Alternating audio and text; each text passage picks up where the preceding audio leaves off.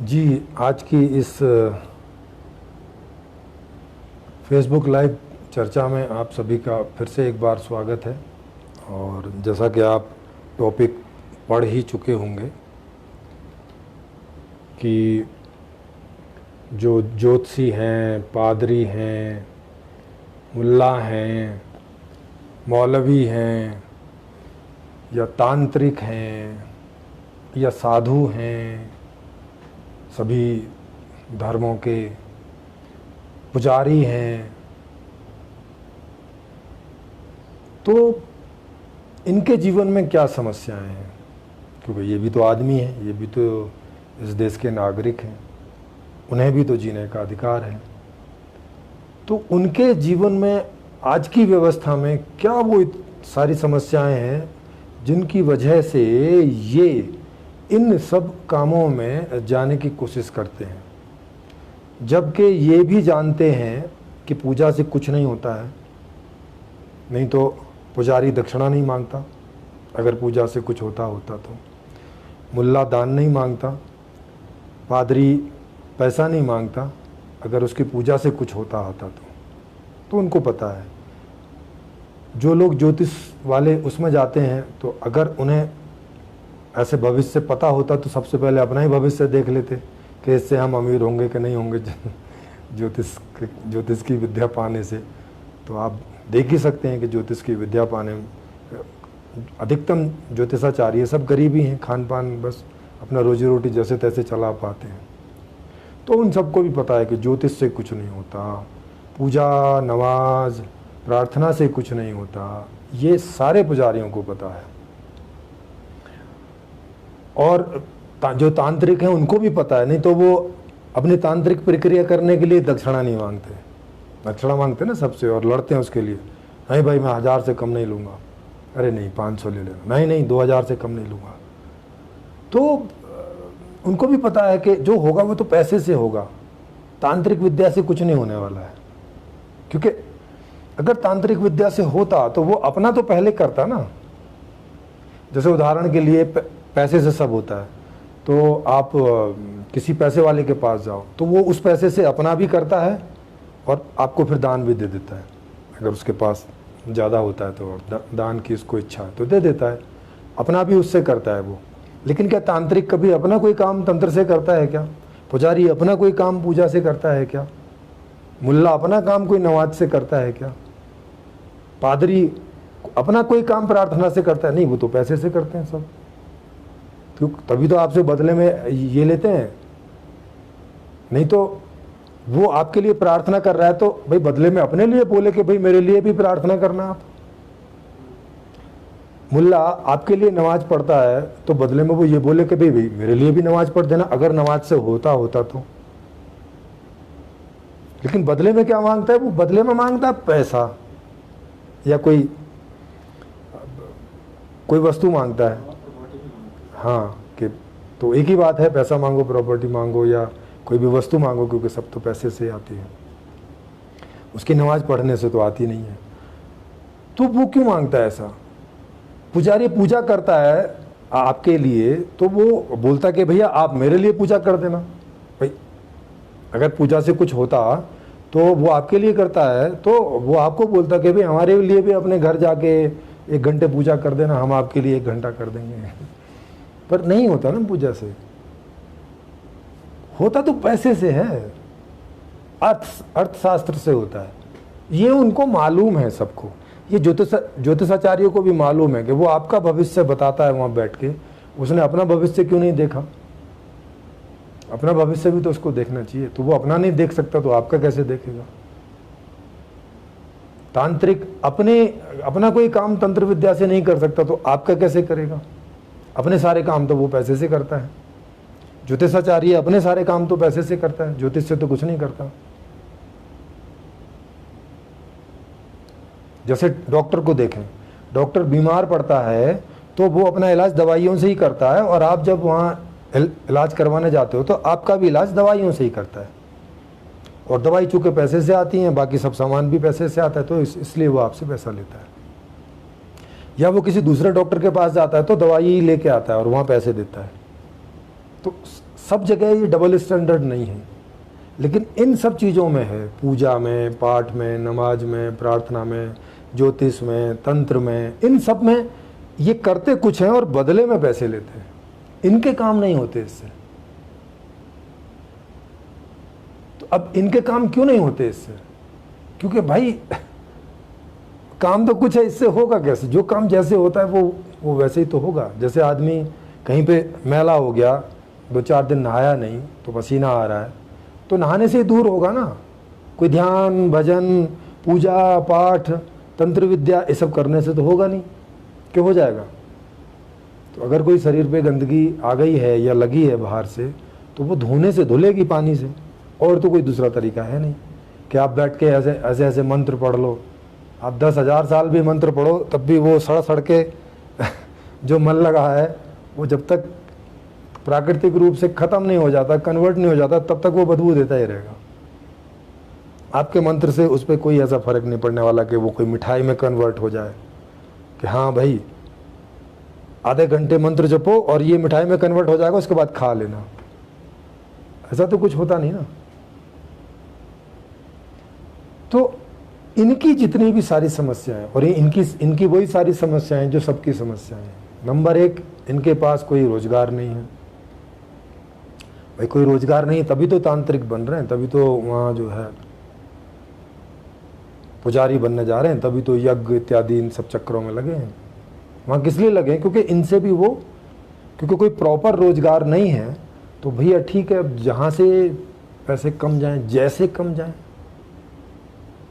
भाई कोई लोग चोरी करने चले जाते हैं, ठगी करने चले जाते हैं, किन्हीं के बच्चों का अपहरण करके फिरौती मांगते हैं, हफ्ता वसूली करते हैं, वो भी तरीके हैं पैसे कमाने के। तो ये भी ऐसे तरीके हैं कि ठीक है, लोगों को मानसिक रूप से डरा के, धमका के या लोभ लालच दिखा के कि मंदिर में आओगे तो ये फ़ायदा होगा, नहीं आओगे तो ये नुकसान हो जाएगा, देवी देवता आपको ये कर देंगे, वो कर देंगे, शनिचर देवता आपको मार मार के मार देगा, ऐसे डरा डरा के आओ, पूजा करवाओ, घर बुलाओ, यज्ञ करवाओ, बड़ी पूजा करवाओ जिसमें 10-20 हज़ार रुपये की उनको दक्षिणा दो। तो ये उन्होंने भी अपने ऐसे तरीके बना रखे, जैसे चोरों ने, डाकुओं ने अपने तरीके बना रखे, जैसे नेताओं ने अपने तरीके, अपना भ्रष्टाचार एक तरीका बना रखा है। तो और ये सारी चीज़ें किस बात के लिए बना रखी हैं? बस मनीराम के लिए, पैसा आ जाए। क्योंकि फिर जो सुख है दुनिया में वो पैसे से मिल जाते हैं।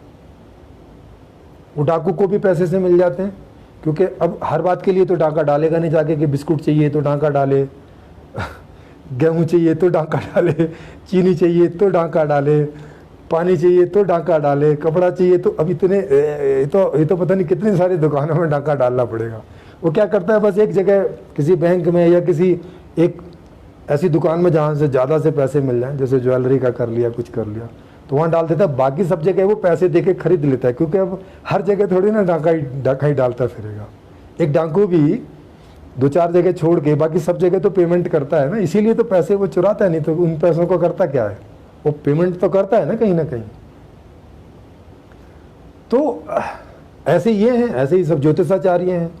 10 लोगों को ठगते हैं तो उसी पैसे से कहीं कपड़ा खरीद के लेके आते हैं, कहीं रेस्टोरेंट में जाके भोजन करते हैं, कहीं एक आध आदमी को नौकर रखते हैं, उसको वेतन देते हैं,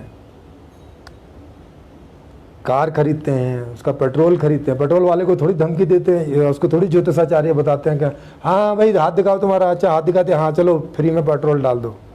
हर जगह तो नहीं करते ना, क्योंकि ऐसा करते तो फिर उन्हें पैसा लेने की जरूरत नहीं होती। फिर तो बस में बैठते और कंडक्टर का हाथ देखते, हाँ जी तुम्हारा भविष्य बता दिया, अब टिकट मत लेना, फ्री में यात्रा, ट्रेन में फ्री में यात्रा, रेस्टोरेंट में फ्री में भोजन, कपड़े वाला फ्री में कपड़ा दे रहा है, तब तो उन्हें पैसे की जरूरत नहीं पड़ती। लेकिन फिर उन्हें ये हर जगह करना पड़ेगा। अब वो क्या करते हैं कि कुछ ही लोगों को लूट लेते हैं, बाकी सब जगह पेमेंट करते हैं। तो अब ये उनकी समस्या है ना। अंदर से तो वो जानते हैं इस बात को, अंदर से हर पुजारी, हर ज्योतिषाचार्य, हर तांत्रिक, हर पादरी, हर मुल्ला अंदर से जानता है कि जो वो कर रहा है उसने उसके खुद के लिए कोई काम नहीं किया उन चीज़ों ने, तो किसी और के लिए कैसे काम करेगा, ये सब जानते हैं अंदर से।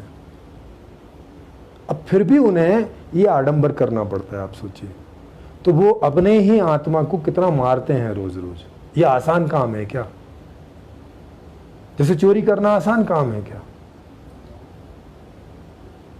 चोरी करना मतलब आप पूरे अपनी जान तक का रिस्क लेके जा रहे हो, मारे भी जा सकते हो, नहीं तो हाथ पैर टूटना तो बहुत आम सी बात है। या जितने सारे चोर चोरी करने जाते हैं सब सफल होते हैं क्या? नहीं, कई तो मारे जाते हैं, कई के हाथ पैर टूट जाते हैं, कई जेल पहुंच जाते हैं, कई तो जो गिरोह बना के जाते हैं 4-6 लोग आपस में ही मार काट डालते हैं कि मैं अकेला ही पैसा ले लूँ वो सारा। तो इतना वो रिस्क लेते हैं, तो ये आसान काम नहीं है ना, तो वो इतना रिस्क क्यों लेते हैं? तो ये सारी चीजें इसीलिए होती हैं कि भाई उनके पास प्रॉपर रोजगार नहीं है। और ये आप सबको मालूम ही है कि भारत में और दुनिया में भी बेरोजगारी बहुत ज़्यादा है। भारत में मुश्किल से 6-8 करोड़ लोगों को के पास रोजगार है, सब सस्ता महंगा मिला के 6 से 8 करोड़, जबकि रोजगार पाना चाहते हैं 40 करोड़ से ऊपर, क्योंकि 1/3 जनता रोजगार के लिए होती है। तो जैसे हमारे 140 करोड़ की जनसंख्या है, तो इसका 3 हिस्से कर दो, तो एक हिस्सा युवा होता है, एक हिस्सा तो बचपन वाला रहता है, एक बूढ़ा वाला रहता है और एक युवा वाला रहता है। ऐसे 3 हिस्से होते हैं हमारे जीवन के, एक 20-25 साल का, एक 25 से 50 साल का और एक बाकी 50 से ऊपर का। तो हम 50 से ऊपर के सब बूढ़े मान लेते हैं, जो भी जब तक जिए 75-80 साल तक। तो ये 3 हिस्से हैं। तो इसमें बूढ़े वाला हिस्सा, उनको रोजगार नहीं चाहिए क्योंकि वो काम नहीं कर सकते। बच्चे तो अभी काम करने की स्थिति में नहीं है, उनको तो पढ़ाई की बात होनी चाहिए। तो 25 से 50 के बीच माने 1/3 हिस्सा, तो 140 करोड़ का 1/3 हिस्सा कितना हो गया आप समझो, तो लगभग 40 से 45 करोड़ हो गया, 45 करोड़ के आसपास। तो 40 से 45 करोड़ लोगों को रोजगार चाहिए, वो भी अच्छे वाला, कम से कम 50-60 हज़ार की सैलरी वाला आज के हिसाब में। वो तो है नहीं। रोजगार कितने लोगों को? 6 से 8 करोड़ लोगों को रोजगार है भारत में, प्राइवेट सरकारी सब मिला के। बाकी सब लोग ऐसे ही जैसे तैसे इधर उधर आलतू फालतू करके कुछ कर रहे हैं, कुछ चोरी करके, चिकारी करके, लूट के, खसोट के, भीख मांग के, भूखे रह के, ऐसा कुछ अपना जीवन गुजार रहे हैं। तो ये सारी समस्याएं, इनको भी अब इन्हीं में से कोई ज्योतिषाचार्य बनता है, मतलब जिनको प्रॉपर जॉब नहीं मिलता, उन बेरोजगारों में से कोई ज्योतिषाचार्य बनता है, कोई पुजारी बनता है, कोई नमाज करने वाला मस्जिद में बनता है, कोई पादरी बनता है, उसमें चर्च में प्रार्थना करने वाला, कोई जो इनके क्या बोलते हैं सिखों के, वो कोई उसमें वो बनता है पगड़ी जी और कड़ा वड़ा पहन के सब निहंग, और जैनों के उसमें पुजारी होते हैं, बौद्धों के उसमें पुजारी होते हैं। तो ये इन्हीं में से बनते हैं ना, जिनके पास बेचारों के पास रोजगार नहीं है प्रॉपर। तो ये इस प्रकार की चीज़ों को जबरदस्ती का रोजगार बना देते हैं। जैसे चोर ने चोरी का रोजगार जबरदस्ती बना दिया, डाकू ने उसका रोजगार जबरदस्ती बना दिया, फिरौती वाला रोजगार जबरदस्ती बना दिया। रोजगार माने जिससे पैसा आता हो, इनकम आती हो, माने जिससे रोज रोज कुछ पैसा आ जाता हो, या मंथली या वीकली बेस पे, वो उसे रोजगार बोलते हैं। तो इन्होंने जबरदस्ती वाले रोजगार बना लिए, वो रोजगार जो सामाजिक तौर से स्वीकृत नहीं है, मगर सामाजिक वाले स्वीकृत वाले रोजगार तो कुल 6 से 8 करोड़ लोगों के पास है। इससे ज़्यादा काम नहीं है मार्केट में जिससे कि कोई आदमी रोजगार कर सके। और रोजगार क्यों नहीं है वो मैंने आपको बताया ही था कि मांग और आपूर्ति वाली प्रॉब्लम है, कि आज की जो अर्थव्यवस्था है उसमें अधिकतम लोग अपनी मांग ही नहीं कर पाते क्योंकि उनके पास पैसे नहीं है, क्योंकि पैसे के बिना मांग नहीं होती है। तो गलत अर्थशास्त्र की नीति के चलते लोग मांग नहीं कर पाते, इसलिए जब मांग नहीं कर पाते तो थोड़ी चीज़ का प्रोडक्शन करना होता है। जब थोड़ी चीज़ का प्रोडक्शन करना होता है तो थोड़ी लोगों की ज़रूरत होती है। उसमें फिर कंप्यूटर का ऑटोमेशन भी है, तो उसमें और भी कम लोगों की ज़रूरत पड़ती है। तो इसलिए रोजगार थोड़े लोगों के पास रहता है, ज़्यादातर लोग बेरोजगार होते हैं। अब वो बेरोजगार हैं तो अब उनको जीना तो है, खाना तो खाना है, कपड़े तो पहनने हैं, रहना तो कहीं है ही है, भले ही शहरों में नाली के ऊपर रहना पड़े, ऐसे ही तंबू टान के गंदगी में लगातार 24 घंटे। पर जीना तो पड़ेगा, अब आदमी आत्महत्या कर ले क्या। तो अब उसके पास क्या उपाय बचा, आप बताइए। तो उसके पास यही उपाय बचा कि या तो पुजारी बने, या तो चोर बने, या तो कोई ज्योतिषाचार्य बने, कोई तांत्रिक बने, कोई पादरी बने, कोई ये बने, कोई वो बने, और कोई नया धर्म बनाए और उसका पुजारी बने। मतलब क्या करे, कुछ तो करना पड़ेगा ना उसको जीने के लिए। तो वैसे ही ये जितने भी जो चारों पांचों प्रकार के मैंने जबरदस्ती वाले रोजगार, जो कि लोग बेरोजगार होने की वजह से इनको अपनाते हैं और फिर वो उस प्रकार के भ्रम फैलाते हैं सारी दुनिया में।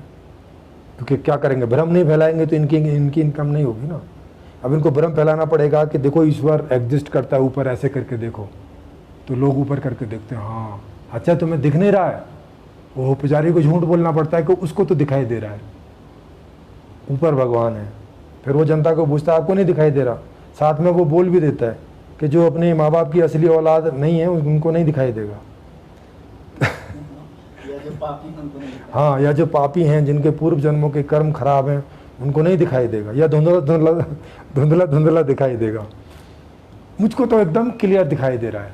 ऐसे कई महात्मा और कई जो मुल्ला पादरी, वो सब ऐसे ऐसे करके बोलते हैं। तो अब क्या करें, अब किसको, अब कौन बताए कि नहीं दिखाई दे रहा। बेचारे लोग भी बोल देते हैं, कुछ तो बोल ही देते हैं कि हाँ दिख रहा है, हम असली औलाद हैं, हाँ हमारे पीछे के कोई कर्म खराब नहीं है। जो मतलब पुजारी बनने की राह पे होते हैं, क्योंकि वो कैसे मना करेंगे। अगर वो ऐसा नहीं बोलेंगे तो कल को पुजारी होने की दावेदारी उनकी नहीं होगी ना फिर।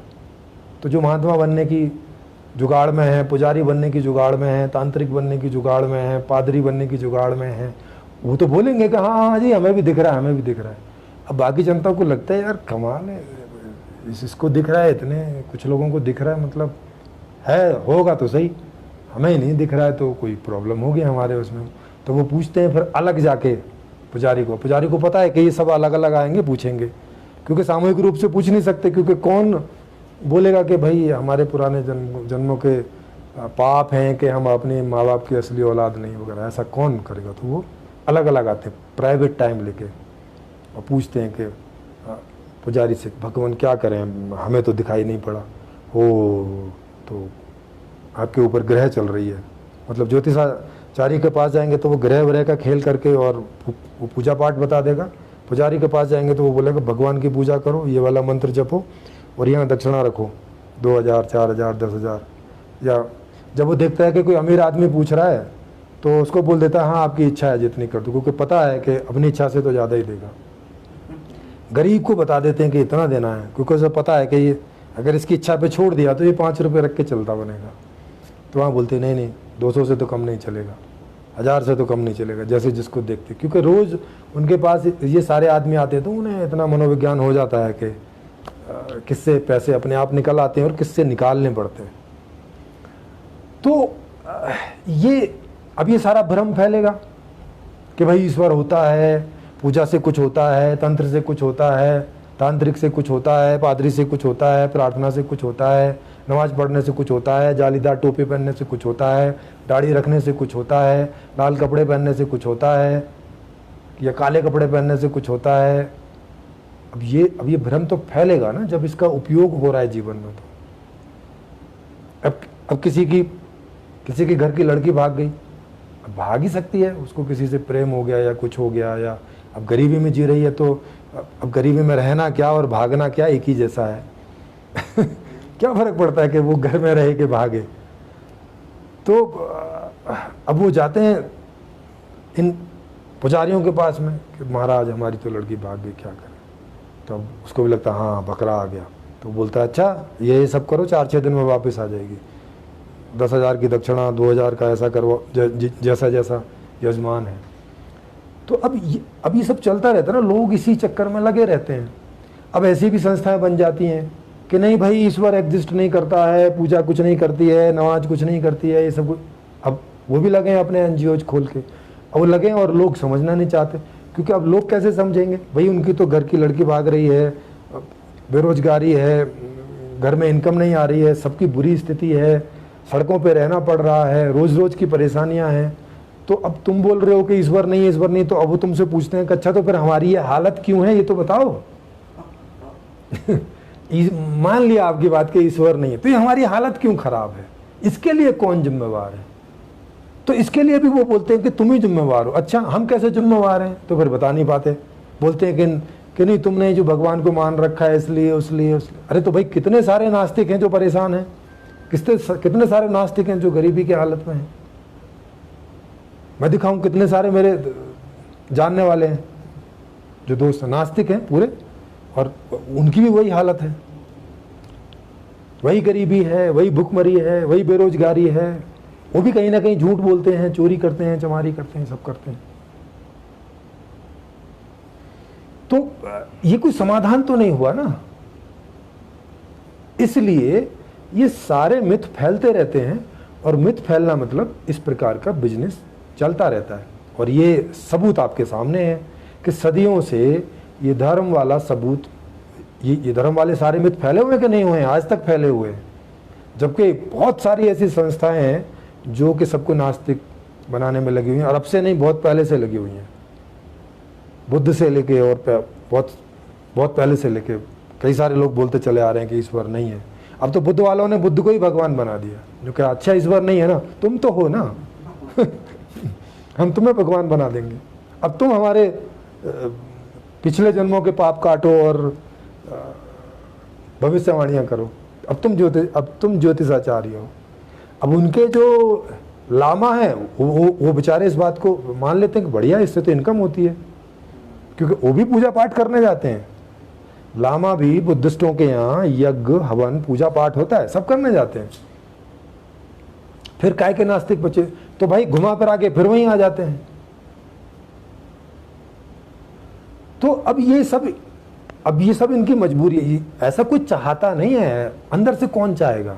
क्या पुजारी नहीं चाहेगा कि भाई मेरी भी 50, 60, 70 हज़ार रुपए की सैलरी हर महीने फिक्स होके आ जाए, मुझसे जो काम है करवा लो भाई? नहीं चाहता क्या? हर आदमी चाहता है। चोर नहीं चाहता क्या कि भाई मुझे आप 70-80 हज़ार की सैलरी दे दो और काम करवा लो मुझसे, जो 5-7 घंटे जो भी आप करवाते करवा लो। मना थोड़ी कर रहा है वो। या कोई डाकू कह रहा है कि नहीं भाई मैं तो बस डकैती से ही पैसा कमाऊंगा, मुझे आप 70-80 हज़ार की सैलरी दोगे, मैं नहीं करूंगा काम। ऐसा तो कोई कह नहीं रहा है। तो उनकी सबकी दिक्कत ये है कि ये जानते पूछते कि इन सारी विधियों से, पूजा पाठ, नमाज, तंत्र वंत्र, ज्योतिषाचार्य वगैरह, इनसे कुछ नहीं होता है। उन सबको मालूम है अंदर से। उसके बावजूद इनके ग्रंथ लिखे जाते हैं, इनके एडवर्टाइजमेंट होते हैं, इनकी पूजाएं प्रार्थनाएं होती हैं, लाइव टेलीकास्ट होते हैं कई मंदिरों के, महात्मा लोग लगे रहते हैं, उनकी कथाएं चलती रहती हैं, उनमें लाखों करोड़ों रुपए, ये पूरी इंडस्ट्री है। धार्मिक गतिविधियां जितनी भी हैं, ये पूरी इंडस्ट्री, एक उद्योग है। ये जीडीपी का बहुत बड़ा हिस्सा है।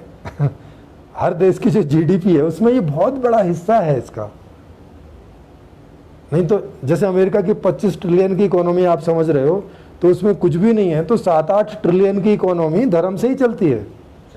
हाँ, अगर ये धर्म वहाँ खत्म हो जाए तो उनकी इकोनॉमी 25 से घट के 17 पे आ जाएगी तुरंत। और भारत की जो 3 ट्रिलियन की है वो 1.5 भी नहीं बचेगी।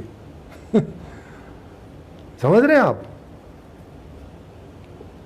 तो ये सब जबरदस्ती के रोजगार बनाए हुए हैं लोगों ने। क्यों बनाए हुए हैं? क्योंकि हमारे पास जो व्यवस्था है वो उनको प्रॉपर रोजगार देने में समर्थ नहीं है, उसकी क्षमता नहीं है।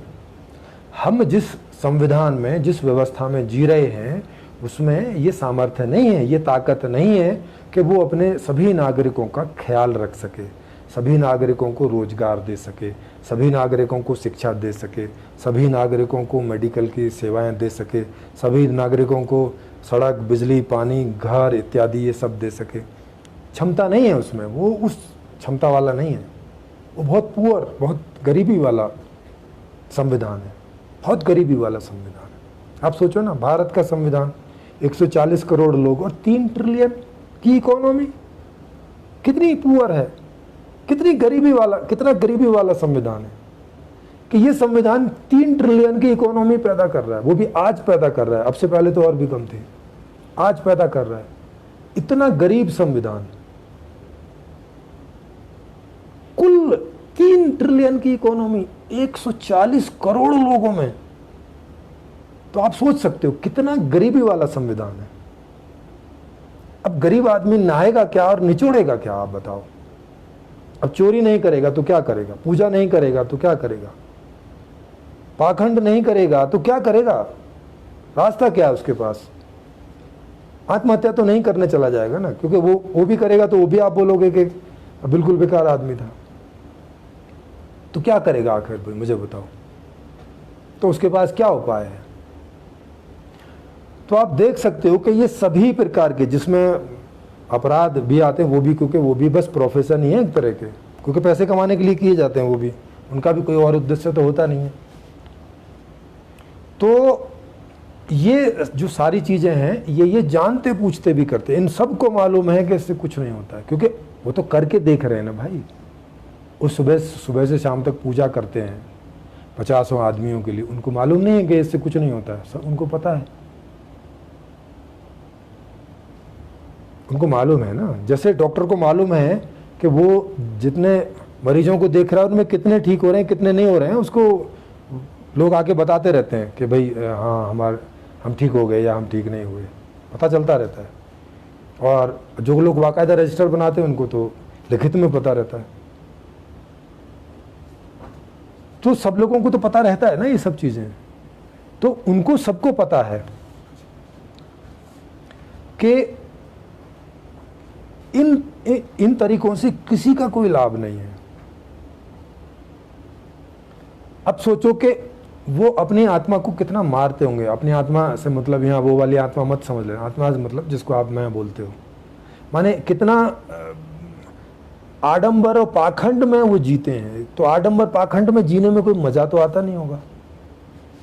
पाखंड का, आडंबर का मतलब रहता है कि बोल कुछ रहे हैं और कह कुछ रहे हैं, ऐसा करके कह रहे हैं कि इससे सब कुछ होता है और जबकि उससे होता नहीं है, ये बात उन्हें अंदर से मालूम है। तो इसी बात को पाखंड बोलते हैं। जैसे कोई बोले 2 और 2 मिला के 6 होते हैं और अंदर से जान रहा हो कि नहीं 6 तो नहीं होते, 4 ही होते हैं, तो अब ये पाखंड है उसके लिए। तो अब वो ऐसा क्यों कर रहा है, किस कारण से कर रहा है, वो कारण मैंने आपको बता दिया। वो कारण है बेरोजगारी, वो कारण है मूल में वो व्यवस्था जो कि बेरोजगारी तो पैदा करती है, बेरोजगारी ज़्यादा पैदा करती है और रोजगारी कम पैदा करती है। ऐसी कमज़ोर व्यवस्था, ऐसी असक्षम व्यवस्था मूल कारण है ये। अच्छा, सक्षम व्यवस्था क्या होगी? सक्षम व्यवस्था जो वो होगी जो अपने सभी नागरिकों को, जैसे भारत की बात करें तो 140 करोड़ नागरिकों को जैसे वो जीना चाहते हैं वैसा जीवन दे सकने में सक्षम हो, ऐसा संविधान, ऐसी व्यवस्था 100% आदर्श व्यवस्था होगी। और उसको बोलेंगे कि ये है द कंप्लीट सॉल्यूशन, ये है संपूर्ण समाधान। और ये इस नाम से मैंने किताब लिखी है, संपूर्ण समाधान नाम से। उसमें जो व्यवस्था दी है वो इस प्रकार की व्यवस्था है कि जहाँ पर भी वो व्यवस्था आएगी उस जगह में, माने जिस भी देश में आएगी, उस देश के सभी नागरिक जन्म से लेके और मरने तक जैसे जैसे जीना चाहते होंगे वैसा वैसा जीवन उनको मिल रहा होगा, ऐसी व्यवस्था। और जैसे आप हैं, आपके लिए व्यवस्था है वो, आपको उसमें कहीं जरा भी अपने अंदर कोई सुधार संशोधन नहीं करना है। आप एकदम ठीक ठाक आदमी हैं, सुधरे हुए हैं, आप में कोई बिगाड़ नहीं हुआ है। ये जो हमें लोगों में बिगाड़ दिखता है, ये गलत व्यवस्था का प्रक्षेपण है। गलत व्यवस्था है, इस वजह से आदमी गलत ढंग से जीता हुआ दिखाई पड़ता है। किन को दिखाई पड़ता है? उनको जिनको सीधे रास्ते मिल गए।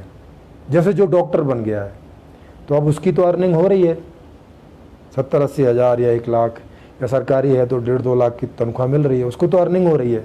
अब वो जब किसी को चोरी करते देखता है, कोई उसके घर में घुसा और उन्होंने चोरी करी, अब इसको लगता है ये आदमी गलत है क्योंकि चोरी कर रहा है। ऐसे ही तो बोल रहा है वो कि आदमी गलत होते हैं, या ये आदमी झूठ बोल रहा है तो ये आदमी खराब है। लेकिन वो ये नहीं देख रहा कि ये आदमी झूठ क्यों बोल रहा है, ये आदमी चोरी क्यों कर रहा है, ये आदमी पूजा से ये हो जाता है, जबकि उसको मालूम है कि कुछ नहीं होता है, वो क्यों बोल रहा है ऐसे झूठ, क्यों बता रहा है ऐसी चीज़ें? इसके कारण है ना मौजूद। इसके कारण भैया यही है कि तुम्हारी 1.5-2 लाख रुपए की सैलरी है, उसकी नहीं है, तो जब उसे खाना खाना होगा तो तुम्हारे यहीं चोरी करेगा, और कहाँ जाएगा बताइए मुझे। भाई 2 भाई हैं, एक भाई डॉक्टर बन के हो गया, उसकी 2 लाख रुपए की तनख्वाह है, और एक भाई की कोई जॉब नहीं लगी, तो अब ये भाई चोरी करने किसके यहाँ जाएगा? इसी के यहाँ आएगा ना, यही तो निकटतम है। तो यही आएगा। अब ये भाई बोलेगा कि तू निकम्मा है, तू नकारा है, अब तू जो है काम नहीं करता। अरे काम कहाँ करे भाई, काम जितना था वो तो तुम सब लोग कर रहे हो। अब काम होता तो फिर हमें पागल है कि जो हम नौकरी करने नहीं जाते 1.5-2 लाख रुपए की सैलरी लेने के लिए, क्यों नहीं जाएंगे बताओ? काम दो तो।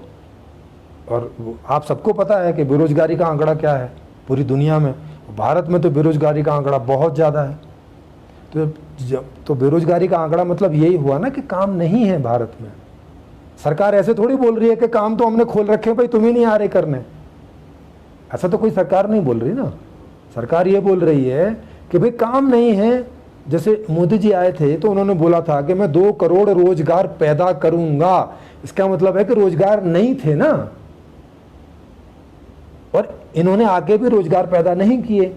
इसका मतलब है जब रोजगार है ही नहीं है तो वो जो भाई है जिसको रोजगार चाहिए वो कहाँ जाएगा करने? ऐसी सड़क पे गड्ढा खोदने लग जाए क्या? उससे पैसे तो मिलेंगे नहीं। तो जब रोजगार ही नहीं है तो वो कहाँ जाएगा? तो अब चोरी नहीं करेगा, पूजा पाठ नहीं करेगा, या कोई भी ऊटपटांग तरीका नहीं अपनाएगा पैसे कमाने का, तो क्या करेगा मुझे बताओ? तो अब ये उनकी समस्या है कि वो उनको सही ढंग का रोजगार नहीं मिलता। सही ढंग का रोजगार नहीं मिलता तो जिंदगी भी सही ढंग की नहीं मिलती। फिर उनका ऐसे ही रहता है कि उन्हें लोग चारों तरफ से बुरा बुरा बोलते हैं, गालियां देते हैं, टॉन्ट मारते हैं, ऐसे ऐसे सब करते हैं। करें और ऐसा कौन करते हैं? वो लोग करते हैं जिनके पास रोजगार मिल गया है, क्योंकि जितना रोजगार है वो किसी को तो मिल ही जाएगा।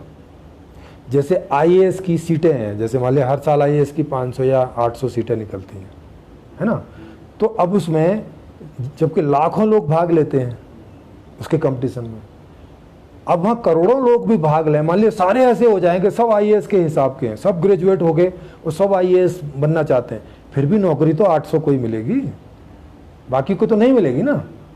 चाहे सबके 99-98 नंबर आ जाएं, तब भी ऊपर ऊपर वालों को ही 2% में ही सारी नौकरी भर जाएंगी। अब 98% में और 96% में कितना सा अंतर है? लेकिन जब नौकरी 800 है तो 800 लोगों को मिलेंगे, बाकी लोग घर चले जाएंगे। वहाँ 1000-1000 2-2000 रुपये खर्च करके, क्योंकि एग्ज़ाम की फीस भी होती है, वो भी वहाँ से एग्ज़ाम देने भी आए हैं, उस सब में 2-4 हज़ार रुपये खर्च हो जाते हैं हर आदमी के, वो भी वो कहीं से उधार लेके आते हैं। तो जितना काम है उतने ही लोगों को मिलेगा ना, बाकी लोगों को तो वो सिर्फ पटक के मर जाएं तो नहीं मिलेगा। अब या तो भूखे मरो या तो लंगर में जाके खाना खा के बैठ जाओ एक कोने में, ऐसे जैसे, क्योंकि लंगर में भी सभी खाना सबको नहीं मिलेगा। हाँ, अगर सारे लोग लंगर में जाने लग गए तो ये लंगर वाले लंगर छोड़ के भाग जाएंगे, क्योंकि सारे लोग कई बार शर्म से कुछ जाते नहीं। और वहाँ पर भी ऐसा नहीं है कि सभी को मिल जाता है। जैसे मैंने देखा है कई बार मैं नॉर्मल कपड़ों में गया इन सब चीज़ों को जांचने के लिए, लंगर में गया। मैं सिखों की बात कर रहा हूँ जो सबसे ज़्यादा माने जाते हैं कि भाई वहाँ कोई भी चले जाओ उनको खाना मिलता है। और मैं ये चंडीगढ़ की बात कर रहा हूँ, उनके शहर की बात कर रहा हूँ। तो मैं वहाँ गया तो एक दिन गया, उन्होंने बड़े प्यार से खाना खिलाया, दूसरे दिन गया खाना खिलाया, तीसरे दिन गया खिलाया, चौथे दिन पूछने लग गए कि भाई कहाँ रहते हो? तो मैंने कहा यहीं आपके गुरुद्वारे में मैं पड़ा हुआ हूँ। अच्छा, कुछ काम वाम करते हो क्या? मैंने कहा नहीं, काम तो नहीं है कुछ भी। तो बोले कुछ काम करो, ऐसे कैसे चलेगा? तो मैंने कहा कि अभी काम मिलेगा तो करूँगा, काम तो है नहीं है, तो इसीलिए आपके यहाँ लंगर में खाना खाने आ जाता हूँ। तो बोले वो तो कोई नहीं है, वो तो आप यहाँ खा लो, लेकिन कुछ दानवान भी तो दो, ऐसे लंगर तो नहीं चलता ना ऐसे। वो मुझे बोलने लगा, समझाने लगा बैठ के, और बड़े प्यार से समझा रहा, ऐसे करके समझा रहा जैसे बड़े माँ बाप समझाते हैं बच्चों को। मतलब उसको भी नहीं पता बेचारे को वो क्या कर रहा है, क्योंकि वो भी वहाँ का वर्कर ही है, उसको भी नहीं मालूम है। पर उसे इतना तो समझ में आता है कि अगर सब लोग फ्री में खाने आ गए तो भैया चौथे दिन सामान नहीं बचेगा लंगर में खाने के लिए ये बात उसको भी मालूम है। तो चूंकि देने वाले ज़्यादा हैं अभी और खाने वाले कम है वहाँ पे, इसलिए लंगर चल रहा है। जिस दिन खाने वालों की संख्या ज़्यादा हो गई और देने वालों की संख्या कम हो गई, लंगर वाला छोड़ के भाग जाएगा, क्योंकि वहाँ मार पिटाई हो जाएगी। क्योंकि अगर कुछ लोगों को खाना मिल गया, कुछ को नहीं मिला, वो छोड़ेंगे क्या? वो उस लंगर वाले को ही पकड़ेंगे ना, वो उसको ही बोलेंगे कि अच्छा इतना दान आ रहा है, कहाँ जा रहा है? क्योंकि अब उसको तो नहीं पता ना बेचारे को कितना दान आ रहा है कितना नहीं आ रहा, वहाँ कोई लिखित में तो है नहीं। तो ये मेरी खुद की घटना है और मैं ऐसे प्रयोग करता रहता हूँ ये सब चीज़ें जानने के लिए। और भविष्य में कभी वीडियो लेके किया करेंगे, तब तो मेरे पास कैमरे वैमरे नहीं थे तो तब नहीं करता था, मोबाइल इस प्रकार के नहीं थे। अभी कभी भविष्य में इस प्रकार के आपको करके दिखाएंगे, जब कभी ऐसे लोग हमारे साथ जुड़ जाएंगे जो इस प्रकार का काम कर सकें। हाँ, तो ये तो होगी वहाँ की बात। बाकी जगह की तो और भी ख़राब बात है। बाकी आश्रमों में तो आप 1 दिन 2 दिन रुके, तीसरे दिन वो पूछने लगता है कि महाराज यहाँ बस 3 दिन का नियम है। मतलब साधुओं को भी, जिनका पता है कि ये तो कोई काम करेंगे नहीं, ये तो लाल कपड़ों में है और ऐसे ही, उनको बोलते हैं बस महाराज रमते जान बड़ी है, 3 दिन से ज़्यादा का हिसाब किताब नहीं है। हाँ, और ये बात उनकी सही भी है। अगर मान लिया जो आए वो वहाँ रुक गए और आए वहाँ रुक गए, तो कितनों को वो खिलाएंगे, कितनों को खिलाएंगे, ये भी तो सोचिए। क्योंकि वहाँ तो आते जाएंगे रुकते जाएंगे, आते जाएंगे रुकते जाएंगे, क्योंकि भाई बेरोजगारों की, गरीबों की कमी थोड़ी ना है दुनिया में।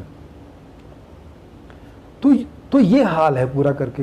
बाकी बहुत जगह तो भंडारे चलते ही नहीं है, जैसे जैनों के यहाँ नहीं चलता, क्योंकि भंडारे कहाँ, बस 2 ही जगह चलते हैं, एक सिखों के यहाँ चलता है और एक हिंदुओं के यहाँ थोड़े बहुत चलते रहते हैं। बाकी किसी धर्म में कोई भंडारे नहीं चलते डेली वाले जो बता रहा हूँ मैं। जैसे आश्रमों में जाके ठीक है आपको एक दिन तो खाना मिल ही जाएगा और कुछ नहीं है, तो आप इसमें जाएंगे क्या नाम है लंगर में जाएंगे तो ठीक है 2-3 दिन 4 दिन 5 दिन घेर घोट के दे देते हैं वो। और या उन्हें लग जाता है कि बिल्कुल ही हाँ लंगर में भी सब जगह नहीं देते। कोई बहुत बड़े लंगर कहीं चलते हैं, जैसे दिल्ली में चलता है, अब वहाँ तो लोग ही इतने सारे आते हैं कि उनको किसको पहचानेंगे क्या करेंगे, वहाँ सब चल जाता है।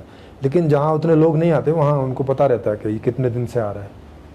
तो ये सारी बातें रहती हैं, तो ऐसे करके तो चलता नहीं। और फिर लंगर की कोई व्यवस्था होती है क्या? ये तो मजबूरी वाली व्यवस्था है ना, ये तो गरीबी वाली व्यवस्था है कि ठीक है लंगर में तुम खाना दे दोगे, बाकी रहना सहना मोबाइल ये बाकी कहाँ से मिलेगा? इसका तो कोई लंगर चलता नहीं कि ये लोग मोबाइल बांटे जा रहे हैं, टीवी बांटे जा रहे हैं, घर बांटे जा रहे हैं, ऐसा तो कोई लंगर है नहीं है तो खाली खाना दे देते हैं, बस ठीक है भाई खा लो। और वो भी हमने देखा है कैसा खाना होता है, उसमें कहीं मिर्च ज़्यादा होती है कहीं कुछ, क्योंकि अब इतनी मात्रा में और ऐसे बनाया जाता है, तो कौन ध्यान देता है भाई गरीबों के लिए? तो ऐसा उसमें कोई क्वालिटी होती नहीं है। तो आप देख सकते हो कि ये जो सारे लोग हैं ये मजबूरी में ये सब काम करते हैं, इसलिए नहीं करते कि ये लोग बुरे हैं या खराब हैं, नहीं, ये लोग इसलिए करते हैं क्योंकि इनके पास रोजगार नहीं है और इनके पास अब कोई तरीका नहीं, ये मजबूर हैं। तो ये मजबूर लोग हैं, खराब लोग नहीं हैं। और ये मजबूरी पैदा होती है गरीब टाइप के संविधान से, गरीब टाइप की व्यवस्था से ये बेरोजगारी पैदा होती है। जिस जगह का संविधान जितना गरीब, वहाँ उतने ज़्यादा गरीब लोग, उतने कम अमीर लोग। तो ये जो सारी स्थिति है, ये जब तक अभी हम नहीं समझेंगे, क्योंकि ये मैंने व्यवस्था खोज दी है, ये सारे कारण निवारण कर दिए हैं, तो अब आपको ये समझना आसान है। वो भी अगर आप इसके समझने में जाएंगे, आपको रुचि होगी, तो जिन जिन लोगों को रुचि होगी वो भी इसको समझने में जाएंगे, इसको समझेंगे, फिर औरों को समझाएंगे जो भी जितना समझ सके। और फिर जब ये व्यवस्था 70 से 80% तक पहुंच जाएगी, तो फिर हम लोग एक सर्वे करेंगे और पूछेंगे कि क्या ये अमीर वाली व्यवस्था चाहिए सबको कि नहीं चाहिए, या ये गरीब वाली व्यवस्था ही रखनी है।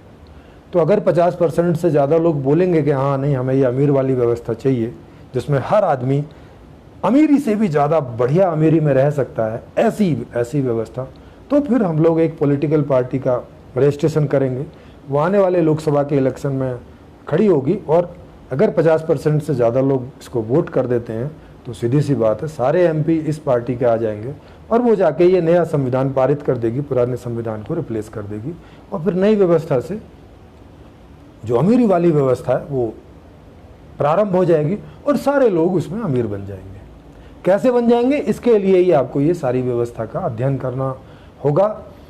और इसके लिए 200 से ज़्यादा वीडियो यूट्यूब पे पड़े हैं, 200 से ज़्यादा वीडियो यहीं फेसबुक में जहां आप इसको अभी देख रहे हैं, इसमें इसी पेज पर आप देखेंगे यूनिवर्सल लाइफ मैनेजमेंट पेज पर, तो आपको ये मिल जाएगी। इसकी किताब आपको हर वीडियो के डिस्क्रिप्शन में, यहाँ पर भी हर वीडियो के नीचे कमेंट्स में इसके लिंक मिल जाएंगे। आप उसको फ्री में PDF इसका डाउनलोड करके पढ़ सकते हैं। यूट्यूब में इसका ये हिंदी में भी है, इसको सुन सकते हैं पूरी की पूरी चैप्टर वाइज। तो अब ये काम बाकी आपका सबका बचता है, क्योंकि मैंने मेरा काम कर दिया और बाकी भी जो है वो कर रहा हूँ। मेरा काम था कि ऐसी व्यवस्था खोज के उसको लिख दिया, उसको एक्सप्लेन कर दिया, इतने सारे वीडियोज़ में आपके सामने रख दिया है। अब आप उन लोगों का ये काम है जो अपने आप को समझते हैं कि समाज का दुख दर्द उन्हें दुखी करता है और चाहते हैं कि सारा समाज सुखी हो, सारे सब धर्म के लोग सुखी हों, सब जाति के लोग सुखी हों, जो बिना जाति के हैं वो भी सुखी हों, जो बिना धर्म के हैं वो भी सुखी हों, माने सारे लोग सुखी हों और सब लोग इन भ्रमों से, इन जातियों से, इन धर्मों से स्वाभाविक रूप से बाहर आ जाएं, जबरदस्ती नहीं, स्वाभाविक रूप से बाहर आ जाएं और एक सामान्य और बढ़िया और अमीरी वाला जीवन जिएं। अगर आपको ऐसी चाहत है तो आप इस व्यवस्था को अपने लेवल से समझिए और इसको लाइक कीजिए, शेयर कीजिए और औरों को समझाइए। जितना जल्दी ये काम हो जाएगा उतनी जल्दी ये व्यवस्था आ जाएगी और ये स्वाभाविक रूप से आ जाएगी। इसके लिए आपको कोई आंदोलन, कोई किसी पार्टी की आलोचना, किसी नेता की, किसी मुख्यमंत्री की आलोचना, किसी प्रधानमंत्री की, कोई मोदी की, कोई नेहरू की, किसी की आलोचना करने की ज़रूरत नहीं है। उनमें विचारों में जितनी बुद्धि, सोच, समझ, जो उनकी क्षमता है वो कर रहे हैं उतना, और ये उनकी गलती नहीं है। अब गरीब टाइप का ही, अब व्यवस्था ही गरीबी टाइप की है, तो इसमें मोदी क्या कर लेंगे, इसमें नेहरू क्या कर लेते, इसमें राहुल गांधी क्या कर लेते, क्योंकि नंगा नहाएगा क्या और निचोड़ेगा क्या भाई। तो मोदी जी नहाएंगे क्या और निचोड़ेंगे क्या, नेहरू जी नहाते क्या और निचोड़ते क्या। जब व्यवस्था ही गरीबी वाली है तो जैसी व्यवस्था होगी वैसा ही ना परिणाम आएगा उसका। भाई 2 और 2 4 ही होंगे ना, 4 लाख थोड़ी हो जाएंगे। तो व्यवस्था ही गरीबी वाली है। कैसे गरीबी वाली है वो आप किताब पढ़ेंगे तो उसमें आपको समझ में आ जाएगी कि कैसे गरीबी वाली व्यवस्था है और अमीरी वाली व्यवस्था कैसी होती है, वो भी उस किताब में है, वो भी आप पढ़ लेंगे। तो आप देख सकते हैं कि ये भी बेचारे ज्योतिषाचार्य, पुजारी, मुल्ला, पादरी, ये सब भी कोई सुखी नहीं है, क्योंकि पाखंड में रहने वाला आदमी कभी सुखी नहीं हो सकता। इनको तो छोड़ो, जिनकी 1-1, 1.5, 2-2 लाख की सैलरी है वो तक लोग सुखी नहीं है। मोदी जी को देख लो, मोदी जी की सैलरी 5 लाख के ऊपर है, उनकी सब वो पेंशन वेंशन लगा के सारी चीज़ें पिछली 5-7 लाख रुपए महीने के ऊपर है। अलग से उनको प्रधानमंत्री वाली सारी सुख सुविधाएं मिल रही हैं, तब भी बेचारे कितनी चिंता में रहते हैं। 18 घंटे तो काम करना पड़ता है। आप सोचो, कमर तोड़ कि इसीलिए कितना जल्दी वो बूढ़े हो गए, उनके बाल सब सफ़ेद हो गए उतने। कहीं पे इलेक्शन होता है तो कितनी जी तोड़ मेहनत करते हैं कि यहाँ जा वहाँ कितने, और उनको कई झूठ भी बोलने पड़ते हैं। उन्हें अच्छा थोड़ी लगता होगा झूठ बोलते हुए, कितने सारे झूठ बोलते हैं, मीडिया में पकड़े भी जाते हैं, उनके ऊपर बातें भी खूब होती हैं। उन्हें मालूम भी है ये कि मीडिया में पकड़े जाते हैं, लेकिन जब झूठ बोलते हैं तब तो काम कर ही जाता होगा वो, इसीलिए उन्हें झूठ बोलना पड़ता होगा। कोरोना के आंकड़े गलत देने होते हैं, गलत देने पड़ते हैं। इन्हीं को नहीं, इनकी जगह कोई भी सरकार होती वो भी आंकड़े सही नहीं देती। किसी देश की सरकार ने सही आंकड़े नहीं दिए। तो ये सारे पाखंड, ये सारे झूठ कोई आदमी चाह के तो करता नहीं ना भाई, मजबूर है कोई ढंग से तभी करता है। तो इन्हें कितनी मजबूरी का जीवन जीना पड़ता है आप सोचिए। 7-8 लाख तनख्वाह वाले आदमी, देश के प्रधानमंत्री, इतनी सारी सुख सुविधाओं के रहते भी जब इतनी बड़ी मजबूरियां हैं तो फिर बेचारे उनकी क्या, जिनके पास रोजगार भी नहीं है। उनकी क्या। तो ऐसी तुलना करके देखो तो आपको पता चलेगा कि आम आदमी कितना मजबूर है। जब पढ़े लिखे रोजगार वाले लोग, अच्छी खासी इनकम वाले लोग भी बहुत सारा पाखंड करने को मजबूर हैं अपने जीवन में, बहुत सारी पाखंड से भरी हुई जिंदगी को जीने के लिए मजबूर हैं, तो फिर जो लोग बेरोजगार हैं, जिन्हें ठीक से शिक्षा भी नहीं मिली, जिनके पास कोई बाप दादे की इनकम भी नहीं है, अपनी भी इनकम नहीं है, उनकी मजबूरी का हिसाब किताब देखिए जरा।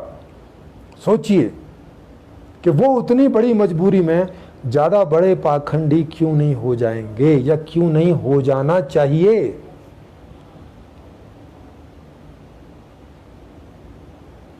तो और ये सारी प्रॉब्लम कहाँ से आ रही है? ये आ रही है व्यवस्था से, गलत व्यवस्था से, गलत प्रकार की व्यवस्था से, कमजोर व्यवस्था से, गरीबी वाली व्यवस्था से। तो इसका उपचार भी वही होगा। तो जब तक हम अमीरी वाली व्यवस्था नहीं करते हैं, सक्षम वाली व्यवस्था नहीं करते, जैसा आदमी है वैसी व्यवस्था नहीं करते, जितने लोग हैं उतनों की व्यवस्था नहीं करते हैं, तो तब तक ये सब चीजें चलती रहेंगी, सदियों से चलती आ रही हैं। और जब तक ये उपाय नहीं होता, ये सदियों तक चलता रहेगा। अब निर्णय आपके हाथ में है कि ये होता रहे, चलता रहे, या कि अब इसको रोकें, क्योंकि अब खोज हो चुकी है। अब तक खोज नहीं हुई थी ऐसी व्यवस्था की, तो ठीक था, मजबूरी थी, क्या कर सकते थे भाई। जब तक बल्ब की खोज नहीं हुई थी तो क्या कर लेते भाई, डिबिया ही जलानी पड़ती थी, और कोई उपाय भी नहीं था।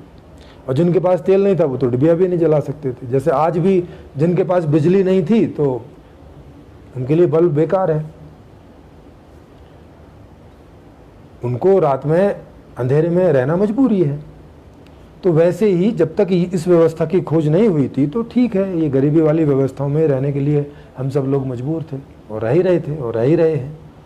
अब ये अमीरी वाली व्यवस्था की खोज कर दी है मैंने, अब आपके हाथ में है कि इसको कितना जल्दी हम लोगों तक पहुंचाते हैं और कितना जल्दी ये आती है।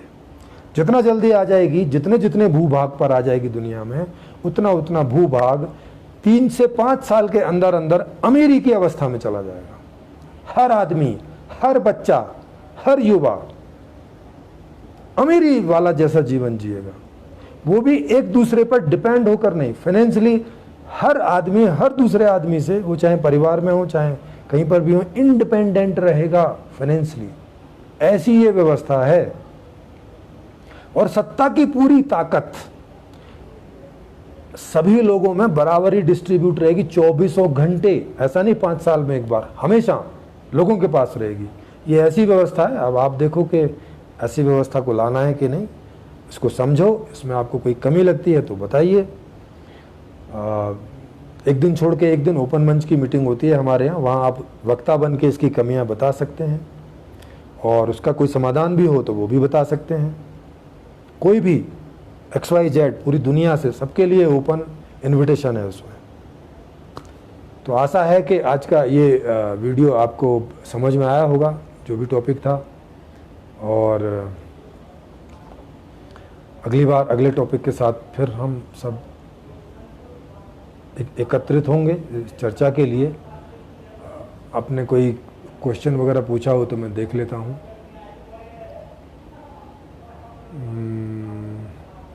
जी, क्वेश्चन तो कोई नहीं पूछा है, लेकिन आप बाद में भी, जो इसको बाद में देखेंगे रिकॉर्डेड होने के बाद में, वो अगर उनको कोई भी क्वेश्चन उठता है वो क्वेश्चन डाल सकते हैं, उसका हम लोग बाद में जवाब दे देते हैं। और कोई भी प्रकार से रह जाता है तो इस पर व्हाट्सएप का लिंक भी है, उस पर भी आप ज्वाइन कर सकते हैं। दूसरा, अगर मान लिया आपका जवाब नहीं दिया जाता तो ये फेसबुक लाइव भी एक दिन छोड़ के एक दिन होता है, तो आप अगले वाले फेसबुक लाइव में, और ये इसी 5:45 बजे से 7:45 बजे के बीच ही होता है, इस समय में आके आप अपना क्वेश्चन यहाँ पूछ सकते हैं, पीछे का भी कोई, अगर वहाँ से आपको जवाब नहीं मिल रहा, बाई चांस हम लोगों से वो ना देखने में आए रह जाए, तो इसलिए। तो आप सभी को बहुत बहुत धन्यवाद, और अगले चर्चा में फिर इकट्ठे होंगे। तब तक के लिए सबको नमस्कार।